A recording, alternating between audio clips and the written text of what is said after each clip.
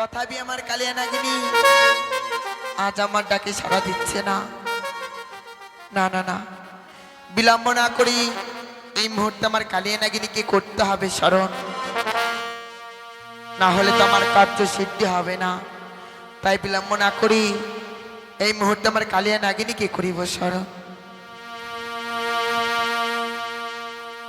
ও বড় বিপদে পড়ে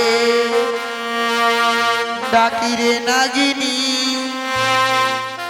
এসো দয়া করে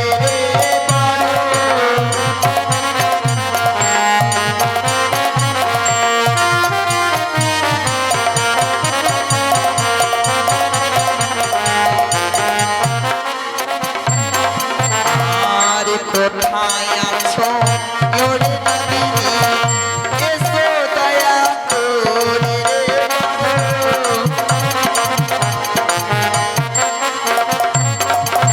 আর এত ডাকো তুইও ডাকো, তিনো ডাকো হইল রে বড়।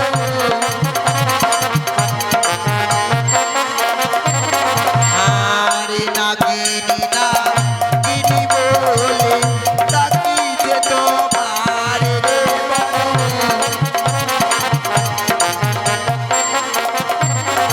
আর কোথায় আছো ওরে নাগিনী, এসো দয়া করে রে বড়।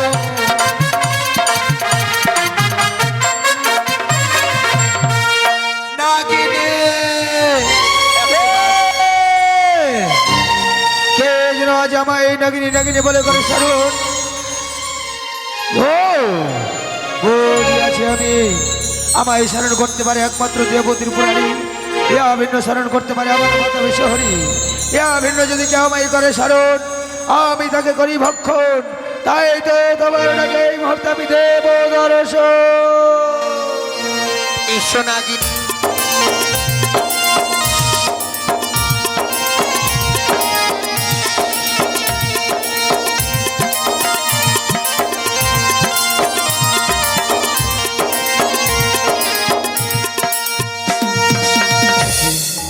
মা তব চরণে প্রণাম হয়ে জননী।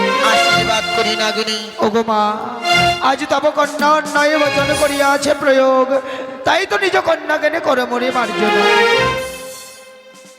নাগিনী ওগো মা, বলো এমন কি অভিপ্রায় কালিয়া নাগিনীনে স্মরণ করেছে হেতায়। ওরে নাগিনী, আজ যদি তুমি আমার দুঃখের কথা শুনতে চাও, তবে বিলম্ব না করে তুমি আমার সঙ্গে 3 সপ্তাহ আবদ্ধ করো। বেশ মা, তাই যদি হয় এই মুহূর্তে আমি তব স্মরণে করবো 3 সত্য অঙ্গীকার। বলে 1 সত্য 2 সত্য সত্য 3 বার। 1 সত্য 2 সত্য সত্য 3 বার। মাতা যাহা বলিবে আমি পালিব সত্য। আমি পালিব শতবার। ওরে নাগিনী, আমার হয়ে তোমায় কিছু কর্ম করতে হবে। এমন কি কর্ম মা? ওই সাঁওতালি ভূতের লোহবাসর ঘরে লক্ষ্মীদ্বার হইয়াছে নিশি যাপনে, তাই তো তুমি বিলম্ব না করি এই মুহূর্তে লক্ষ্মীদ্বারকে করবে ধ্বংস। এ কি কহিলে মাগো? লক্ষ্মীন্দরকে করতে হবে আমায় অবসর, কিন্তু জানি দিকে পারি মা লক্ষ্মীন্দরের অপরাধী কি? নাগিনী, চম্পলা নগরে ঘর নামে তার চন্দ্রধর একদিন গিয়েছিলাম সেই পুষ্প পাইবার জন্য। সে চন্দ্রধর আমায় পুজো না দিয়ে আমায় শত শতবার ধিক্কার দিয়েছে, আমায় মেরেছে হেমতালের বাড়ি। সেই মনে অনুরাগেই চন্দ্রধরের সমস্ত কিছু আমি ধ্বংস করে ফেলেছি। তথাপি চন্দ্রধর আমায় মায়ের স্বীকৃতি দেয়নি। তাই বুঝি লক্ষ্মীন্দরকে করতে হবে অবসর। সত্য এ কি তোমার বিচার মাগো? পিতা করে অন্যায়, পুত্র পাবে তার সাজা, এ তোমার কেমন বিচারে মা? তাই যদি হয় বেশ মা, আর যখন আমি হাতে হাত রেখে কথা দিয়েছি, এই মুহূর্তে আমায় সাঁওতালি ভুবনে নিয়ে চলো। চলো না।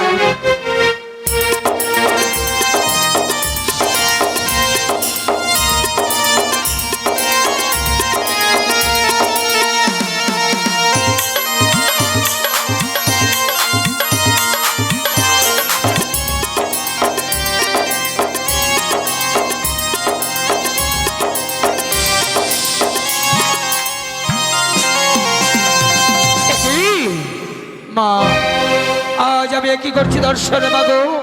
এ যেন লোহার আচের লোহার প্রাচীর লোহার বাসর ঘর, কিন্তু এই বিশাল দেহ নিয়ে কোন পথে প্রবেশ করবো এই বাসরের ভেতর? নাগিনী, তুমি একটিবার চেয়ে দেখো, ওই শালগুনে রয়েছে চুলের ন্যায় ছিদ্র। সেই ছিদ্রতে তুমি প্রবেশ করে লক্ষ্মীধরকে দংশন করবে। এ কি কহিলে বা? সত্যই। এ কি কহিলে তুমি?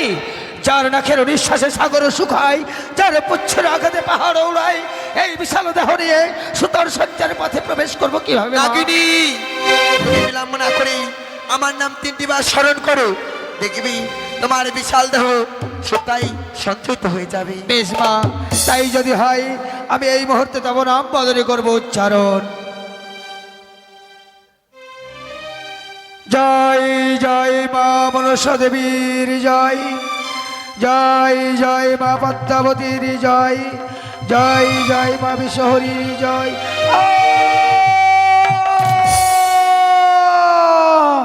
কি আজ যেন আমার দেখতে দেখতে বিশাল দেহ সুতর সঞ্চার হয়ে গেল, আমি যে বড় নিরুপায়। মা!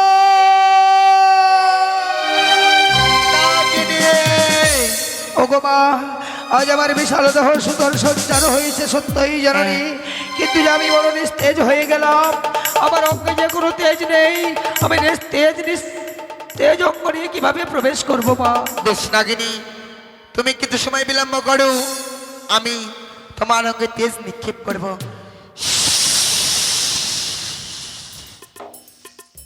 এই তো আবার সেই পূর্বের নিয়ে ফিরে পেলাম আমার শক্তি। তাই তো আর বিলম্ব না করে এই মুহূর্তে বিষাক্ত নিঃশ্বাসের দ্বারা সেই পথকে প্রকাশ করে আমি এই বাসরে প্রবেশ করব।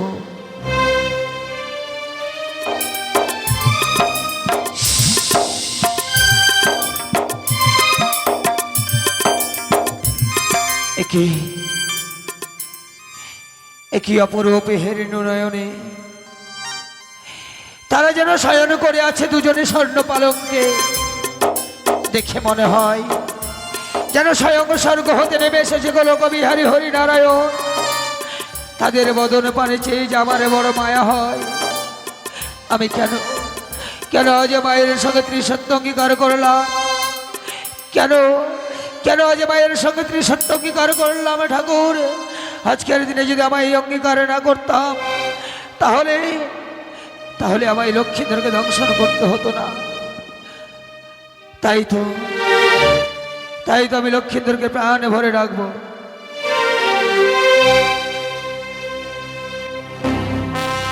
ও বাছা মরি জাগো,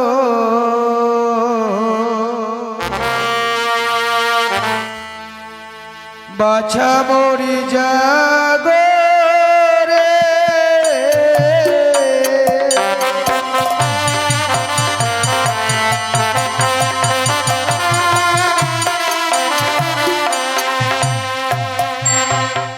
ওরে জাগো জাগো রে লখা,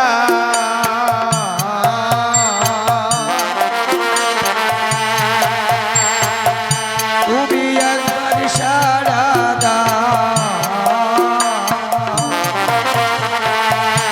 আজকাল নাদিনী ডাকে তোমায়, নয়ন মেলে যাও বাড়ি।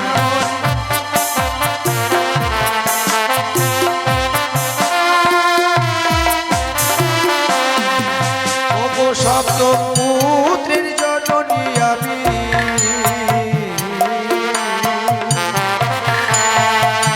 আমি থাকি ত্রিভুবন।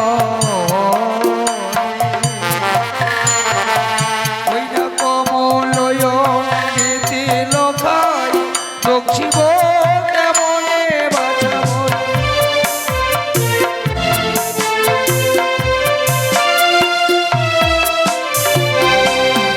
ও যেন কোকিল কুজন করে,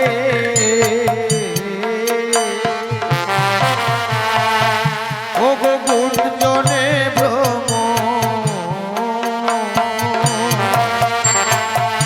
আজ নিশি অবসান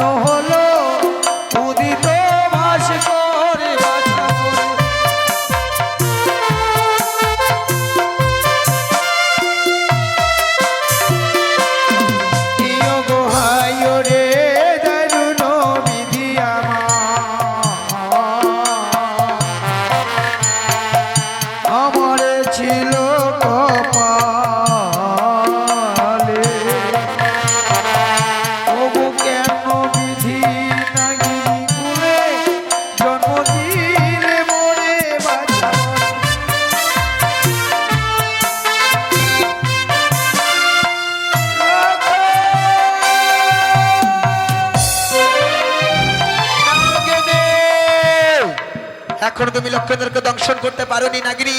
না মা। তুমি কাকে জাগাচ্ছ নাগিনী? কেন মা? আমি লক্ষ্মীন্দরকে জাগাচ্ছি। তবে কেন নাগিনী? লক্ষ্মীন্দরকে তো তোমাকে আমি জাগাতে বলিনি, তাকে আমি দংশন করতে বলেছি। তুমি তাকে কেন জাগাচ্ছ? ওগো মা, লক্ষ্মীন্দর ফুলের মতো নিষ্পাপ, তাই তো তার অঙ্গে যে বিন্দুমাত্র পাপ নেই। আমি নিষ্পাপ নিষ্কলঙ্ক অঙ্গে কিভাবে দংশন করবো মা? নাগিনী, তুমি বিলম্ব না করি একটিবার চেয়ে দেখো, লক্ষ্মীন্দরের মস্তকে উপরে রয়েছে ঘিয়ের বাতি জ্বালানো। তোমার এক নিঃশ্বাসে সে ঘিয়ের বাতিখানি নিভে ফেলবে, আর গরম ঘি তোমার পুচ্ছ দিয়ে লক্ষ্মীন্দর অঙ্গে ছিটে দিবে। দেখবে লক্ষ্মীন্দর অঙ্গ যেন পাপে পরিণত হয়ে যাবে। মা, সত্যি তো লক্ষ্মীন্দরের অঙ্গ পাপে জরাজীর্ণ হয়েছে, কিন্তু আমি যে লক্ষ্মীন্দরকে দংশন করতে পারছি না মা। তবে কেন নাগিনী? কেন যেন বারবার মায়ার সৃষ্টি হয়? কেন যেন তার বদনে মানে চেয়ে দেখলে তার আমার পুত্র কন্যার প্রতিচ্ছবি ভেসে ওঠে আমার নয়নের সামনে?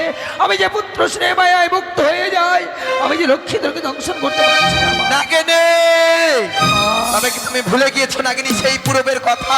পূর্বের কথা? সত্যই। কোন দিনের কথা মা? একদিন তুমি আর তোমার স্বামী গিয়েছিলে পুষ্পচয়নী। সত্য? সেই দিন নুষার রথের চাকা দিয়ে তোমার স্বামীর মৃত্যু হয়েছিল। ভাই, সেই অনিরুদ্ধ ষাঁড় রথের চাকা দিয়ে সেই দিন তুমি প্রতিজ্ঞা করেছিলে, ওরে ওরে উষা, তোর স্বামীকে যেই দিন আমি পাবো সেদিন আমি কাঁচা মাংস চিড়ে ছিঁড়ে খাবো। নাগিনী, এই লক্ষ্মীন্দর হচ্ছে সেই অনিরুদ্ধ। মা! কি কহিলে তুমি মাগো? লক্ষ্মীন্দর ভাই স্বর্গের অনিরুদ্ধ? মনে পড়েছে মোর, মনে পড়েছে সেই পূর্বের কথা। একদিন আমার স্বামীকে নিয়ে গেছিলাম পুষ্পকরণে, সেই দিন অনিরুদ্ধ তার রথের চাকায় আমার স্বামীকে করেছিল নিধন। সেই দিন আমার মৃত প্রতির অঙ্গ স্পর্শ করে আমি করেছিলাম কঠোর প্রতিজ্ঞা, আমার স্বামীর আজকে করেছি তুই নিধন। কোনদিন যদি তাই পাই তোর আমি মরতে হবে, তোরে আমি পাঠাইব জমের। তাই তোর বিলম্ব নয় মা, এই মুহূর্তে আমি লক্ষ্মীন্দরকে আমি করিব দংশন। কিন্তু কিভাবে? সে যে আমার কোনো অপরাধ করেনি যে মা। নাগিনী, তুমি আমার শৈলের ময়লা হইতে আমি এক মশা সৃষ্টি করে দিলাম। সেই মশা লক্ষ্মীন্দর অঙ্গে ছেড়ে দিলাম। সেই মশা যখন লক্ষ্মীন্দরকে আঘাত করবে, সেই আঘাতে লক্ষ্মীন্দর ছটপট করতে করতে তোমার মস্তকে যখন করিবে পদাঘাত, তখন তুমি সেই অনুরাগে করিবে তাকে দংশন। বেশ মা, তাই যদি হয় এই মুহূর্তে আমি তার পদ তুলে করলাম ছত্রধারণ।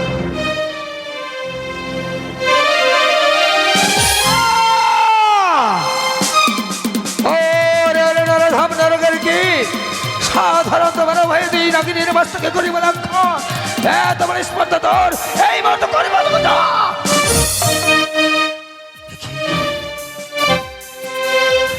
না, আমি লক্ষ্মীন্দরকে দংশন করতে পারবো না, কেননা আমিও তো মা, আমিও তো নারী। মা হয়ে মায়ের কোল আমি কি করে শূন্য করে দিই? একজন নারী হয়ে নারীর সীমান্তের সিঁদুর আমি কি করে মুছে দিই? দাদা, আমি তাকে প্রথমবার করলাম ক্ষমা, দ্বিতীয়বার হইলাম তার চরণ তলে শুয়ে।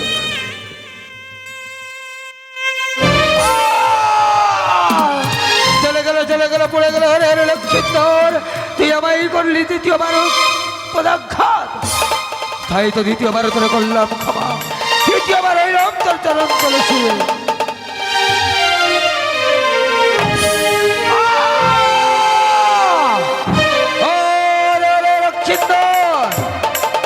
আজ তুই বিনা দোষে বিনা অপরাধে আমার বস্তুকে তৃতীয়বারও করলি পদাঘাত।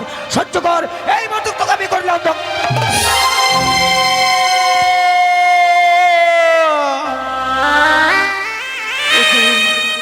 এই বাসর ঘরে যেন আমার বাম চরণে কনিষ্ঠ আঙ্গুলে কিসে ছবল মেরেছে। এই বাসর ঘর অন্ধকার কেন? এই বাসর ঘরে যে একটা ঘিয়ের প্রদীপ জ্বালানো ছিল, আর যেন প্রদীপ খানা নিবে গিয়ে এই বাসর ঘর যেন অন্ধকার হয়ে গেছে। ওগো ওগো বেহুলা, তুমি কোথায় রয়েছে? একবার জেগে দেখো, আমার সঙ্গে কথা বলো। এই বাসর ঘরে যেন আমাকে কিসে দংশন করেছে। কি আমি কিসের যেন গর্জন শুনতে পাচ্ছি? কে কে প্রবেশ করেছে এই বাসর ঘরে? কে? আমি নাগিনী লখাই। নাগিনী? হ্যাঁ। তবে কি তুমি আমাকে আঘাত করেছো নাগিনী? সত্যই লক্ষিন্দর, তোমার কাছে তো আমি কোনো অন্যায় করিনি, কেন কেন অমন করে এই বাসর ঘরে তুমি আমাকে আঘাত করলে? লক্ষিন্দর, তুমি কোনো অপরাধ করনি। অপরাধ করেছিল তোমার পিতা, তাই তো তোমার পিতার অপরাধে তোমায় আমি করেছি ধ্বংস। নাগিনী! সর্বনাশ করে দিলে, সর্বনাশ করে দিলে নাগিনী। পিতা অপরাধ করেছে বলে পিতার অপরাধে এই বাসর ঘরে তুমি আমাকে দংশন করলে নাগিনী। তবে যদি তাই হয়, আমিও তোমাকে অভিশাপ করছি। লক্ষিন্দর, যতক্ষণ পর্যন্ত আমার প্রাণপ্রিয় বেহুলা জাগ্রত না হবে, তুমি এই বাসর ঘর থেকে বের হতে পারবে না। না! ওগো ওগো বেহুলা, একটি বাড়ি থেকে কথা বলো। বাসর ঘরে আমাকে কাল্লাহিনী দংশন করেছে। ওগো একটি বাড়ি কথা বলো না। তুমি না কথা দিয়েছিলে সারাটি নিশি জেগে থাকবে, তবে অমন করে কেন ঘুমিয়ে গেছো? একটিবার কথা বলো বেহুলা। ওগো কথা বলো না। দেখো দেখো, আমাকে কালিয়া নাগিনী দংশন করেছে। না, তুমি অমন করে নিদ্রায় মগ্ন হয়ে থাকতে পারো না। একটিবার কথা বলো বেহুলা।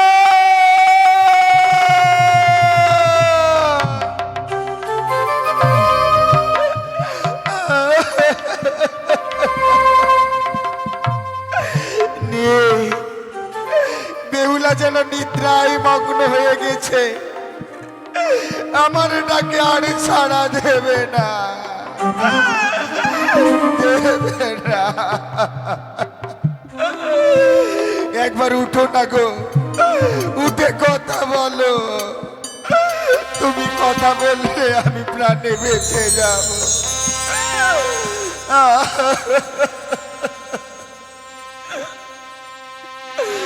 ওই নাই উঠো, উঠো গন্ধবা নিয়ার ঝি।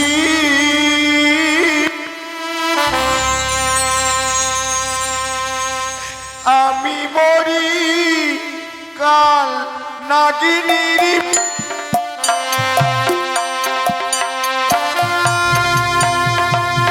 কথা বলো বেহুলা, একবার কথা বলো।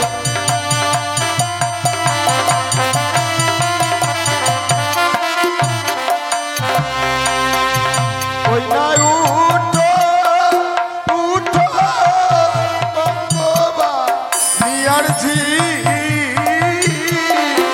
আমি মরি কাল নাগিনীর বিষে। কথা বলো বেহুলা, একবার কথা বলো।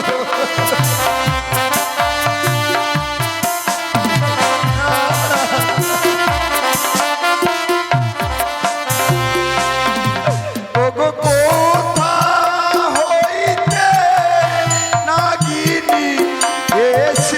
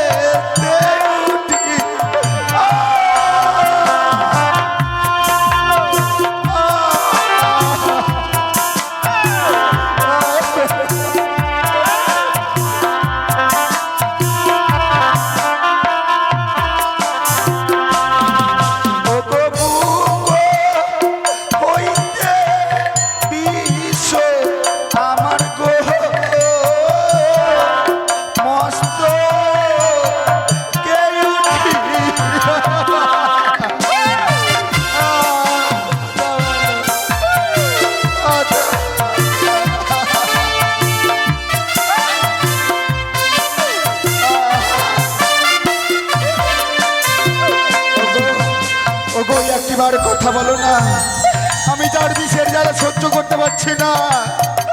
ধীরে ধীরে যেন বিষখানা আমার উপরে উঠে এসেছে, আমার যেন পায়ের নিচ থেকে মাটি সরে যাচ্ছে, দুই চোখ যেন অন্ধকার হয়ে আসছে। কথা ও মা গো,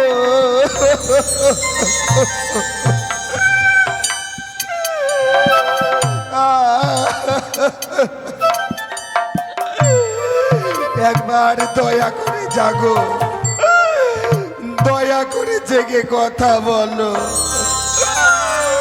কথা বলো। ওই একবার দয়া করে জাগো,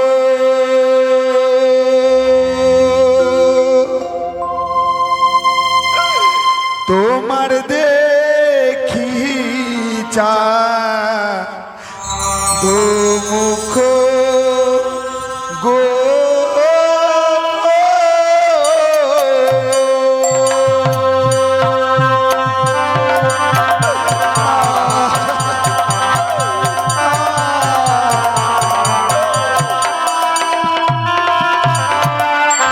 ওই একবার দয়া করে জাগো, তোমার দেখি চাঁদো মুখ গো।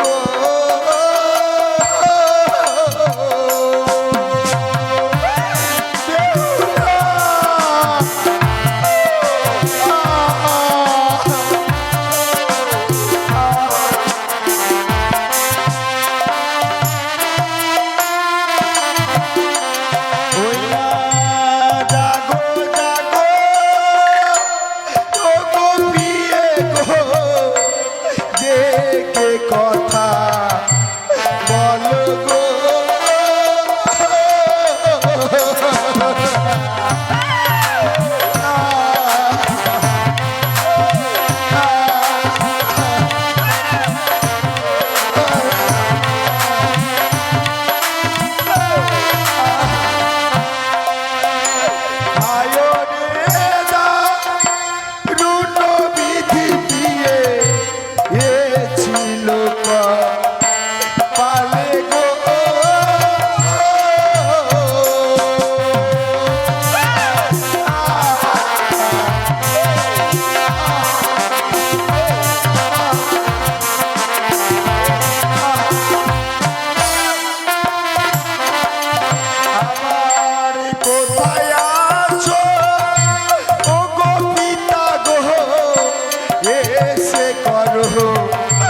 দেখা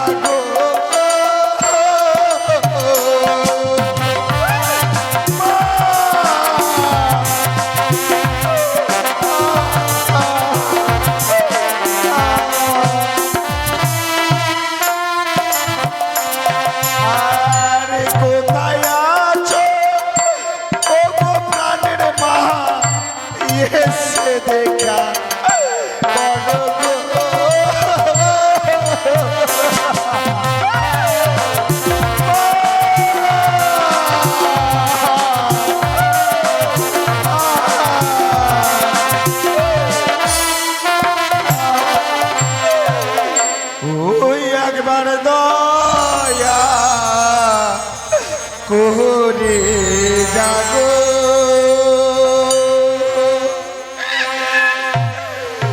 তোমার হেরি চাঁদো মুখ গো।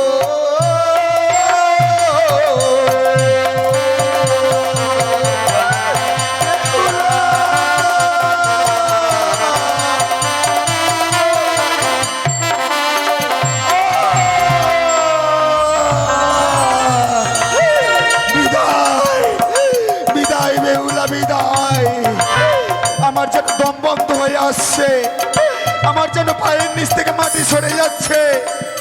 বিদায় আমার স্বাদের চম্পকনগর, বিদায় আমার খেলার সাথীরা, বিদায় আমার জন্মদাতা মাতা পিতা, বিদায়।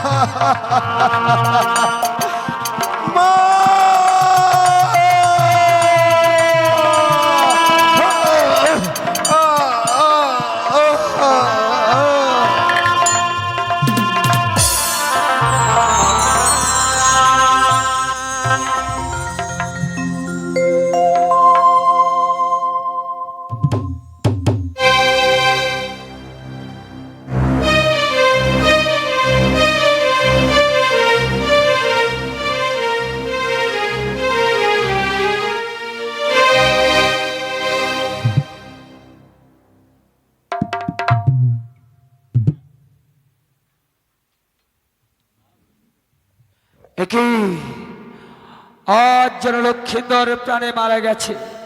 তাই যদি আমি এই মুহূর্তে সনকারানীকে স্বপ্ন না দিই, তাহলে সনকারানী বুঝতে পারবে না যে তার পুত্র প্রাণে মারা গেছে, আর বেহুলাও বুঝতে পারবে না যে তার প্রাণপতি তাকে ছেড়ে অনেক দূরে চলে গেছে। তাই তো এই মুহূর্তে আমি সনকারানীকে স্বপ্ন দেব। ও রে সনকা, আর তুমি আঘর ঘুমিয়ে থেকো না।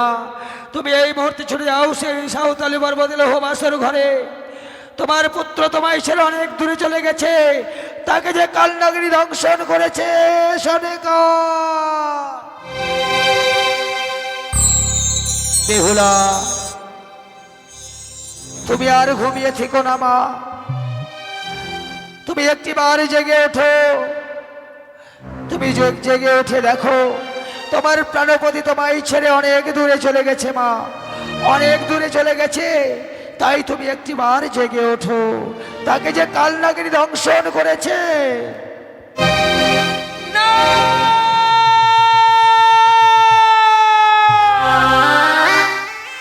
ঠাকুর, আজ আমি এই বাসর ঘরে কি স্বপ্ন দেখলাম? আমার স্বামীকে ওই পদ্মার কালিয়ানাগিনী দংশন করেছে। না না না, সে কি করে হয়? এ না নিশ্চিদ্র লোহ বাসর ঘর। এই বাসর ঘরে কখনো সর্প প্রবেশ করতে পারে?